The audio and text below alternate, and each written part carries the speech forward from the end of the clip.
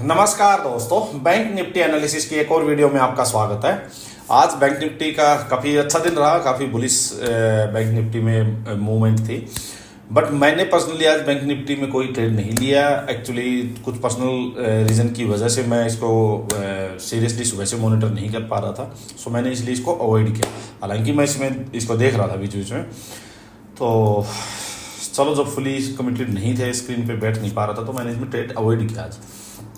देखो होता क्या है कि गैप अप ओपन हुई, गैप अप होके एक बार नीचे आती, यहीं से जहाँ कल की जो क्लोजिंग थी उसी के पास से इसने थोड़ा टाइम स्पेंड करके और सीधा अप साइड और फिर ये पूरा दिन ही बढ़िया हायर हाई हायर लो बनाता रहा। देखो चीज़ें समझने की क्या है, चीज़ें समझने की 5 मिनट में नहीं आएंगी। मैं आपको बार बार एक चीज़ बोल रहा हूँ कि भाई छोटे टाइम फ्रेम के अकॉर्डिंग आप अपने ट्रेड प्लान मत करो।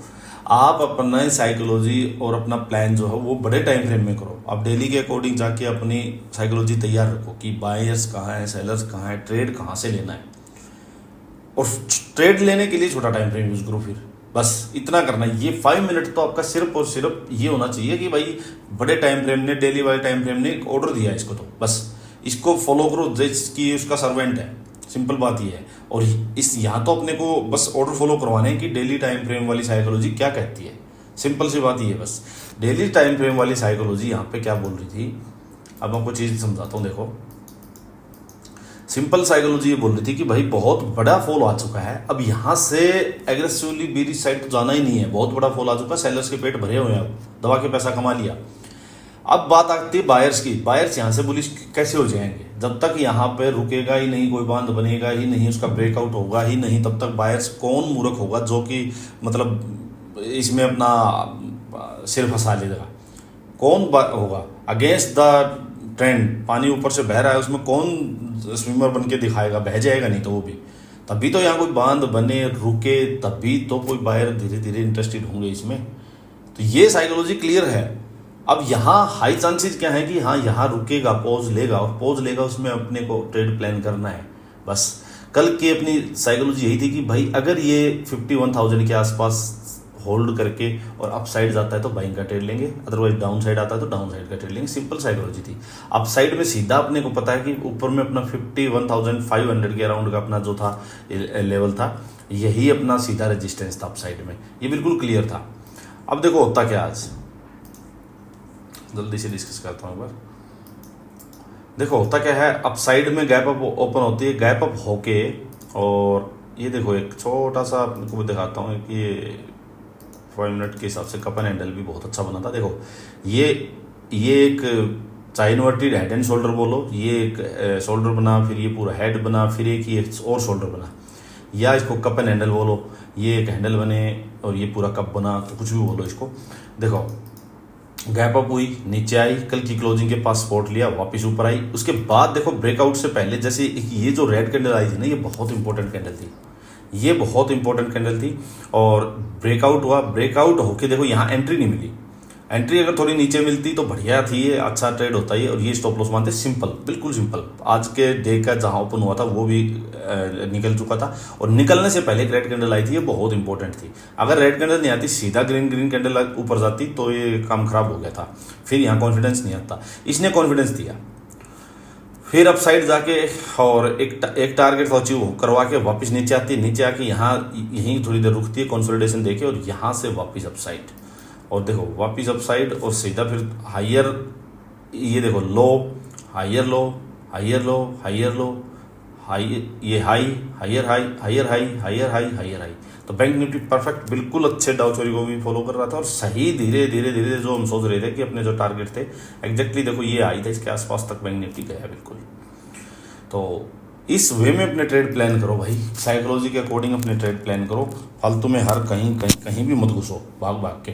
अब देखो सिंपल ट्रेड था ना ये, अगर कोई सोचे तो सिंपल था भाई, ठीक है। जहाँ ओपन हुआ था उसको हाई को निकलने दो एटलीस्ट, उसके बाद स्ट्रेंथ और आ जाएगी कि आज के डे का जो ओपन हुआ है उसके बाद नीचे भी आया है, फिर से अगर जो ओपन हुआ है उसको निकाल देता है तो इसका मतलब स्ट्रेंथ है बायर्स में। सिंपल सी बात ये थी।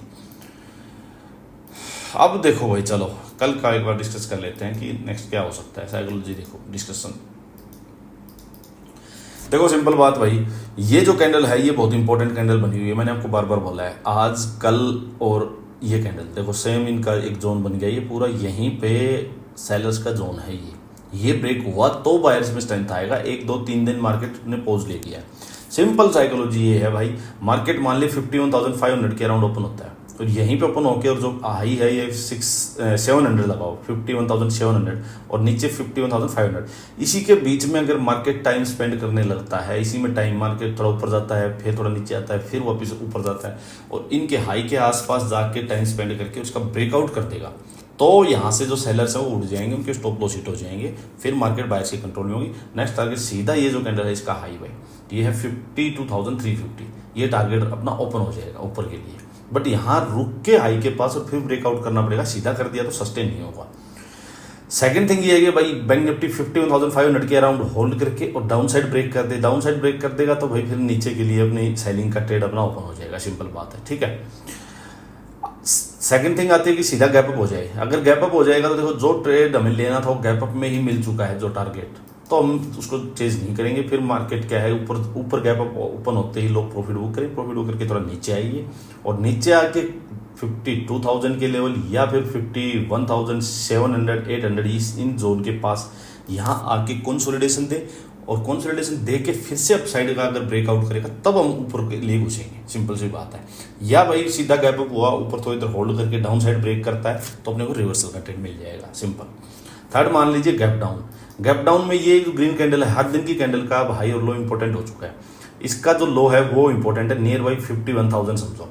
अगर मार्केट नीचे गैप डाउन होता है, पहले तो इसकी जो ओपन हुई थी आज वहाँ 51,200 लगाओ इसके आसपास, तो गैप डाउन हुआ तो बायर्स एक बार जोर लगाएंगे बाई करने के लिए। अपने को करना क्या है कि 51,200 या 51,000, बहुत बड़ा गैप डाउन भी हो जाता है, तो यहाँ पे कोई बाइंग का सेटअप अपने को मिलेगा तो हम बाइंग साइड जाएंगे, बट उसको लेके नहीं बैठेंगे अभी, उसको नियर बाई 51,500 इसको एक बार क्लोज करेंगे।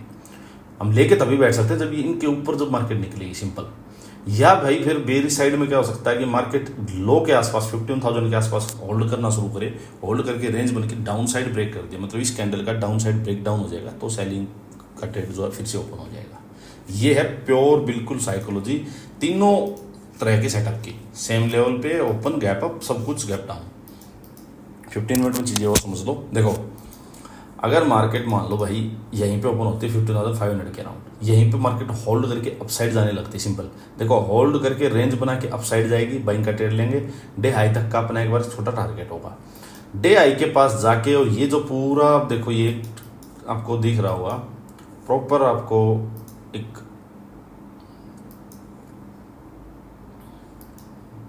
ये पूरा एक जोन है देखो, और ये बड़ा एक कप एंड हैंडल भी बन रहा है पूरा, ये चार्ट का स्ट्रक्चर जो है वो भी बन रहा है देखो प्रॉपर।